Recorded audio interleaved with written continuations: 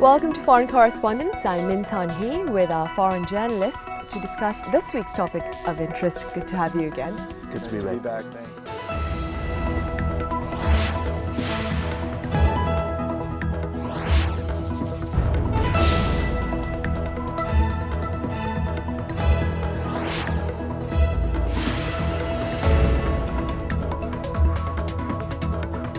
Right, it's the last weekend of October and there have been several issues that we covered this month, including North Korea's nuclear ambitions, to the Kim Jong-un Act, to youth unemployment. Frank, what issue was of particular interest to you?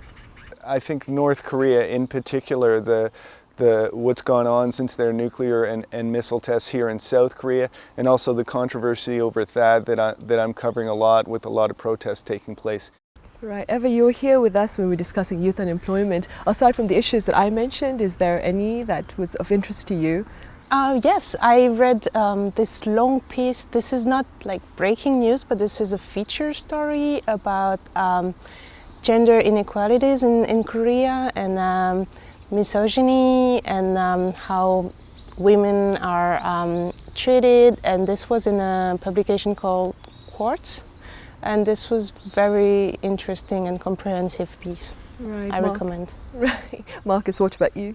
Well, I think to me the anti-graft law has been a really interesting topic to discuss, because it covers both parts of Korean culture, business culture, how the conglomerates work, the relationship between politics and business in Korea. So it's one of those issues that just covers a lot of ground, and it's very interesting as a journalist to delve into. Right, and we had said that time that we'd keep our fingers crossed to see how that works out. Right, Korea and China share diplomatic, economic and cultural ties given their geographical proximity. In recent times, however, their relations have been strained owing to a number of sensitive issues, including the illegal fishing by Chinese boats in Korean waters. In this next report, we have details. On October 7th, an unexpected clash broke out near Incheon's Socheongdo Island.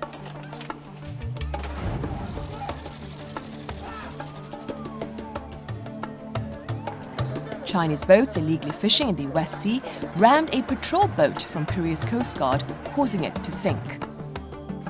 Chinese fishermen, fiercely resisting the crackdown, fought back with their weapons and later fled the scene. 손에 잡힌 건 다 흉기입니다. 가판에서 사용되는 것들이 물건들이 전부 다 쇠로 돼 있고 철제로 돼 있기 때문에. Shortly after the sinking, Beijing called on Seoul to take a rational approach toward the matter. But on the 11th, soon after the Korean Coast Guard authorized the extended use of weapons against illegal fishing boats, China accused Korea of abusing its authority. 更不得采取可能伤及中方人员安全的过激行为和过激手段。 要切实保障中方人员的安全和合法权益。 China also abruptly halted a joint patrol set to take place on the 19th. Meanwhile, Korea's Coast Guard vowed once again to further step up crackdowns on China's illegal fishing activities. Despite these efforts, Chinese fishing boats have continued illegal operations. With Seoul and Beijing still unable to reach an agreement on how to tackle the illegal fishing by Chinese fishermen, we look at what more can be done. Right, now as we just saw in this report earlier this month, the Korean Coast Guard lost a vessel when a 100-ton Chinese fishing boat rammed into the 4.5-ton patrol boat. I'm sure you've heard of this report. What was your initial reaction, Frank? You know, obviously just hearing the size of the vessels, I didn't realize it was a 100-ton Chinese fishing vessel, but I think really that the South Korean Coast Guard is overmatched. This is a huge problem. The numbers of Chinese fishing vessels fishing in South Korean waters and in international waters is overwhelming the capabilities of national coast guards or even navies. Also of note here, is the amount of time it took before this was reported. I read one interesting article that it took something like 31 hours before the Coast Guard reported this incident. And this gives me the impression that South Korea is really treading carefully because its relationships with China are so diverse in many other areas, and these other concerns are at play. Right, as Frank just mentioned, it is a rather sensitive issue. Eva, did you hear about such conflicts at sea between Korea and China prior to this incident? Of course, and I've read and I heard directly from fishermen that it impacts directly their lives and their daily work. This incident is not the first one though. It's been years. There was an incident in 2011 called the Incheon fishing incident, I think. There was one again in 2014 that was similar kind of conflict and with casualties too. And late September, then the 3 Chinese fishermen who died too. But I believe it has increased in the last 5 to 10 years. Yes, it has indeed. And as Eva just mentioned, it is a feud, so to speak, that's been going on for 15 years between Korea and China. Marcus, what are your thoughts on this? I agree with what Eva just said, that it seems to be increasing the number of incidents, and of course with suggestions now that South Korea should increase their patrolling and also maybe arm their vessels more than they have been doing so far. There's of course the risk that this would escalate further and you would see even more casualties that you've seen in the past. So this is a very it's a very tricky situation to deal with for the South Korean authorities, I think. Yes, it is. And yes, confrontations between the Chinese fishing vessels and Korean patrol boats have been escalating in recent times. In fact, findings show that for the first 5 months of this year alone, 520 cases were reported. This is according to the Ministry of Defense here, when there were only 120 such incidents last year, for the whole of last year. Frank, there are calls by the media here, therefore, for a stronger response. Well, I'm going to have to agree with that. There's a lot of information about China increasing its distant water fishing fleet. It's not just a problem here in South Korea. But getting to your point in particular about enforcement here in South Korea, the global institutions, rules and enforcement mechanisms, according to one report, are not capable of handling this problem. They're being circumvented with total impunity, to use the words of this report that I read. So that gives me the impression that South Korea cannot wait for the United Nations or some other authority to protect its sovereign fishing zones. It needs to do so itself. Right. Now, there has been hush rhetoric shared between the two countries regarding the conflicts at sea.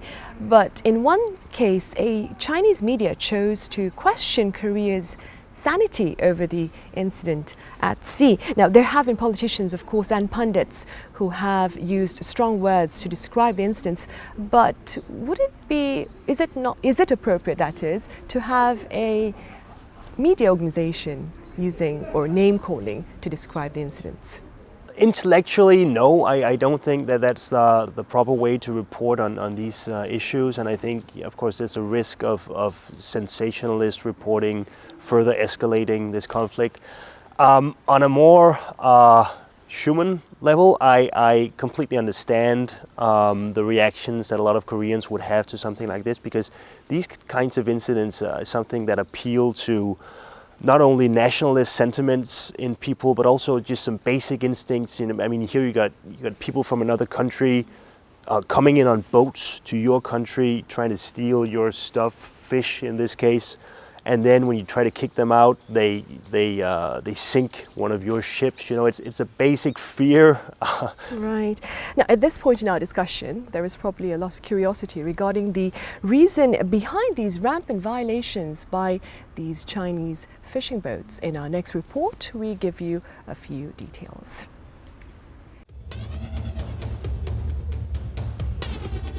Korea's Coast Guard announced earlier this month that it would step up crackdown measures against illegal Chinese fishing vessels.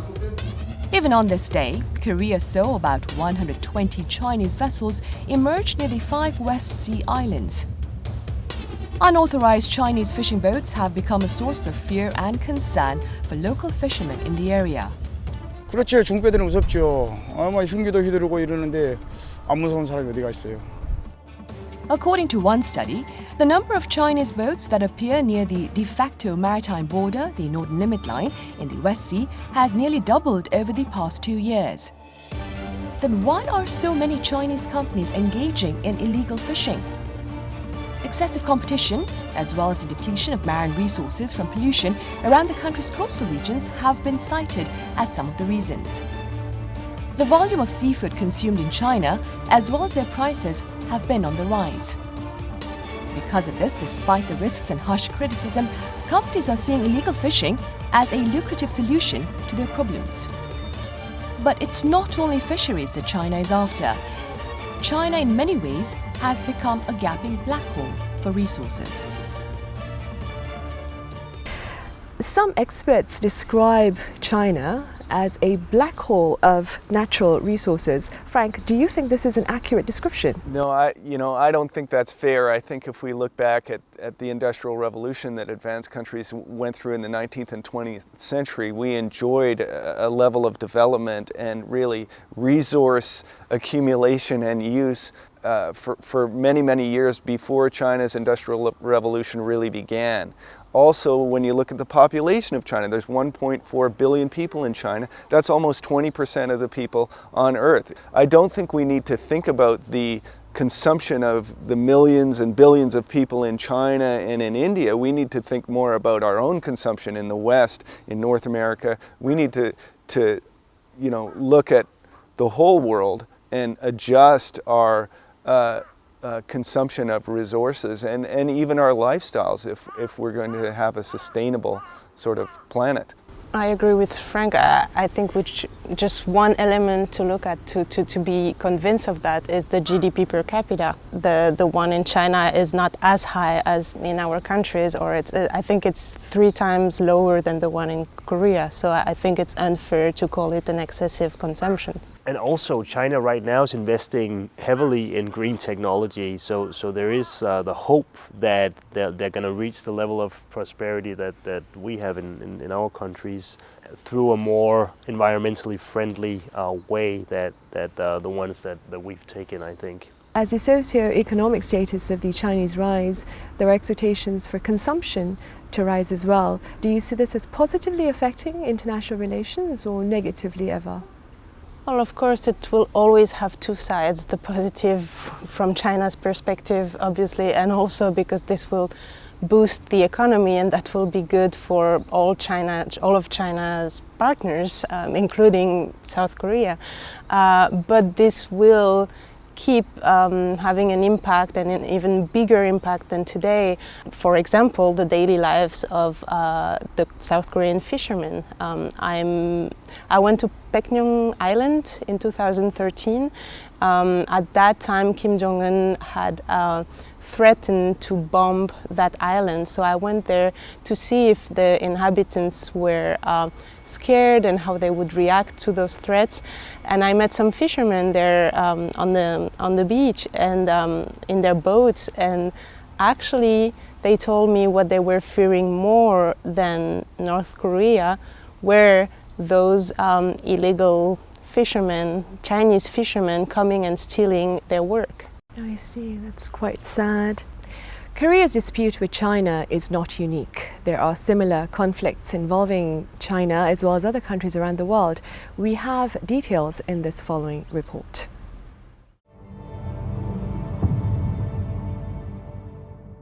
Korea is not the only country struggling with illegal fishing by China.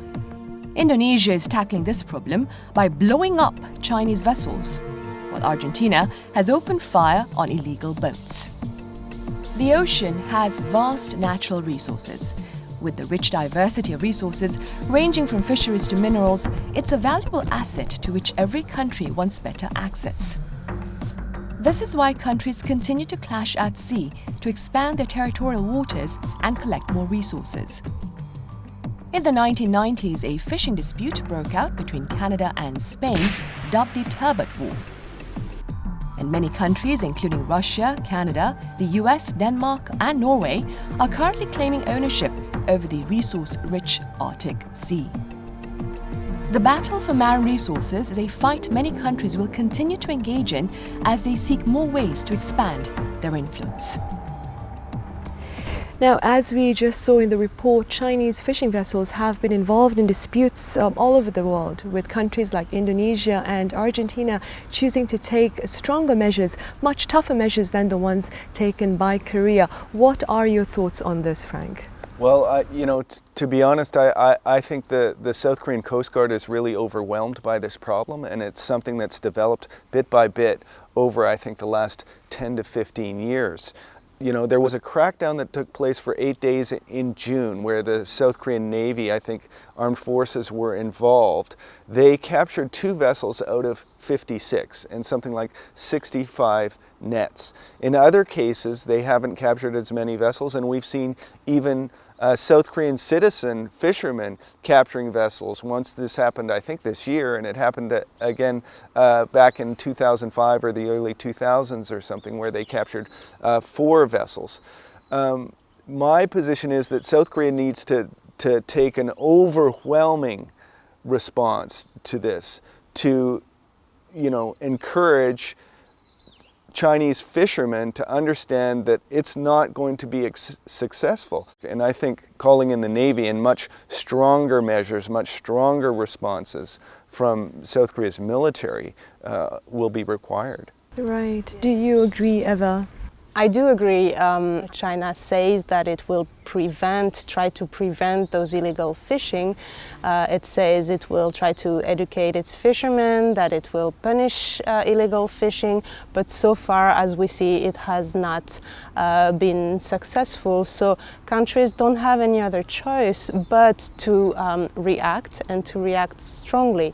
Now, it might even be, I think, a matter of domestic policy much more than something actually addressed to China. They have for their population, they have to show a strong answer. Now, to the question of why other countries have reacted stronger than South Korea, I think we have to remember that Argentina is much further away, so the risk of an escalation and a retaliation by China is much lower, and also they are not as close trade partners as South Korea and China. I think this explains that. I see.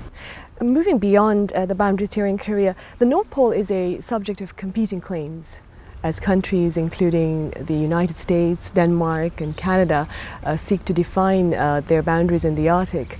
Marcus, what about you? I understand Denmark is involved in a few territorial disputes. Yes, we are through Greenland, which is under the Danish Commonwealth. So Greenland claims part of the Arctic Ocean. Denmark claims part of the Arctic Ocean through Greenland, and so there are disputes.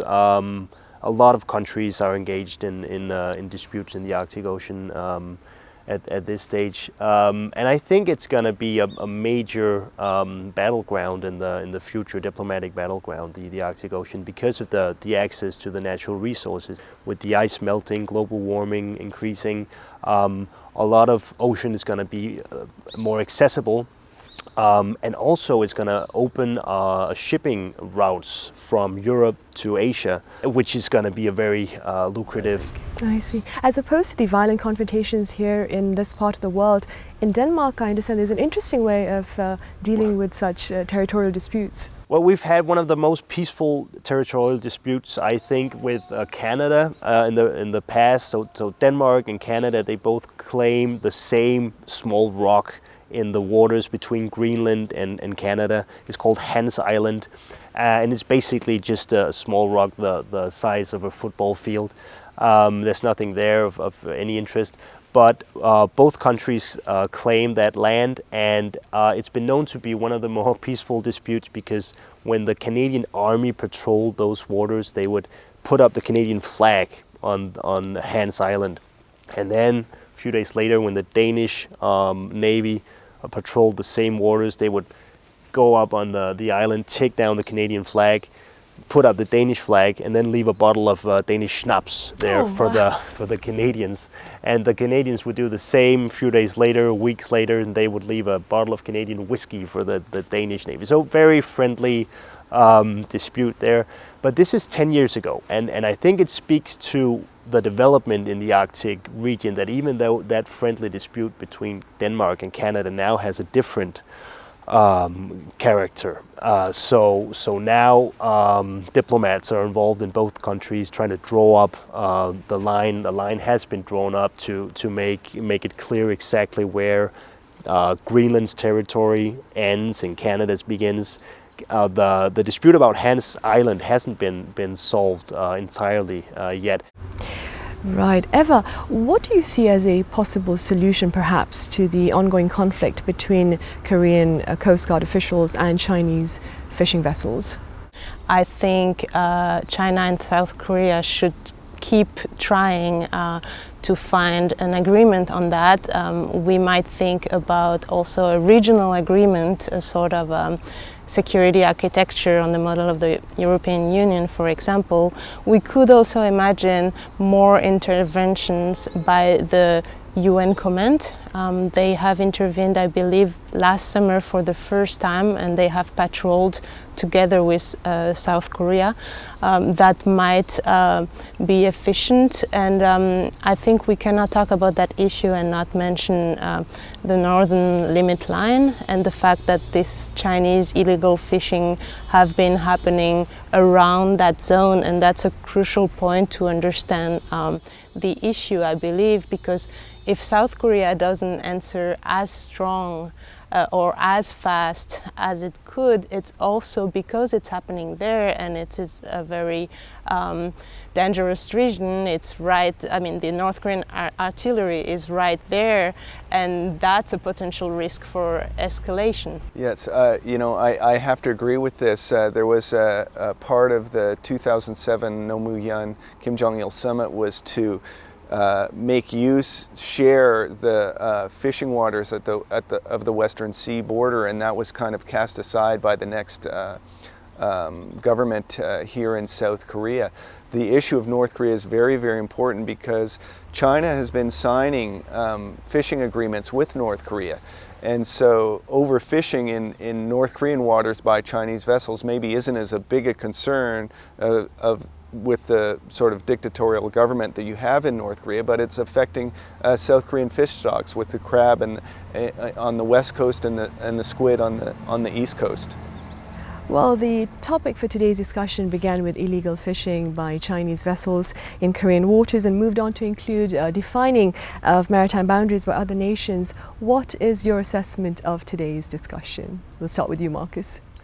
Well, I think there's a serious risk that we'll see more of these incidents in the future, and there's a risk that they might escalate even further. And I think that this is a big diplomatic challenge to the countries that are involved here, how to go forward. And it's going to be very interesting to see how South Korea is going to deal with this, and hopefully learn from other countries in the region and how to deal with China and on this issue. Right, Eva. Well, I would like to add that there have always been maritime conflicts. So this is not new, but what is interesting, I think, in what is happening around Korea and between Korea and China is, first of all, what we just mentioned, the fact that North Korea plays a role and the fact that it's happening there, and then how close the two partners are on an economic level. And I think that's what makes that particular situation interesting and different from other maritime incidents in the world. I think this issue here really provides sort of a microcosm of what's going on around the world. There's been an extraordinary amount of illegal, unreported, and unregulated fishing taking place around the world. Something like 20% of the fishing around the world is illegal. And so when we look at this, we're seeing sort of a greater problem that needs to be tackled by you know, both the countries involved that have their own sort of challenges in terms of their own economics and their own coast guards, but also international institutions need to be developed to come up with better solutions. Right, Frank, and that will bring us now to the end of our this edition, that is, of Foreign Correspondents. November is right around the corner and the weather has gotten colder here in this part of the world. So do be sure to take care of yourself before we meet again next week. Thank you for watching.